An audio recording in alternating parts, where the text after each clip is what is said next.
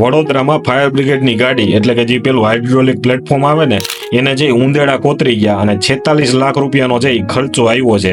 અને એમાં નવાઈની વાત એ છે, આની પહેલા પણ આ જ ગાડીને જે આવી રીતે ઊંદેડા કોતરી ગયા હતા ત્યારે પણ જે 9 લાખ રૂપિયાનો ખર્ચો આવ્યો હતો. આ વખતે થોડુંક વધારે કોતરી ગયા છે એટલે જે 46 લાખ રૂપિયાનો ખર્ચો આવ્યો છે. તો હવે જે આ ગાડીની સાર સંભાળની જવાબદારી કોની હતી ને અધિકારીઓ વિરુદ્ધ કયા પગલાં લેવાય આ વિશે જે વડોદરાની જનતાએ જે સવાલ પૂછવો રહ્યો થોડો કે આ ગાડીને જે એવું તો તમે કઈ જગ્યાએ રાખો છો ને કેવી સાર સંભાળ લ્યો છો કે જે એને ઊંદેડા કોતરી જાય અને 46 લાખ રૂપિયાનો ખર્ચો આવી જાય ત્યાં સુધી જે કોઈ પૂછવા વાળું નથી.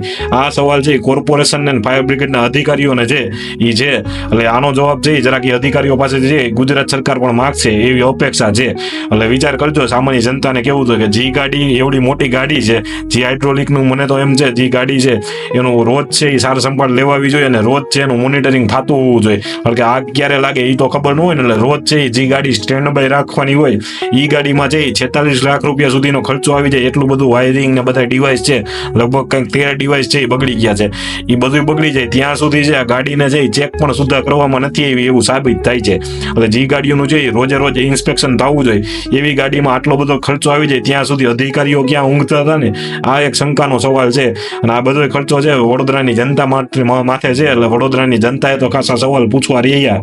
એટલે વડોદરા કોર્પોરેશનને વિનંતી કે વહેલામાં વહેલી તકે છે આ સવાલોના જવાબ ગોતી આવતી વખતે આવું કેમ નહીં થાય એના વિશે તમે શું પગલાં લેશો એ પણ જરાક જનતાને જણાવજો. ધન્યવાદ. જય હિન્દ, જય ભારત.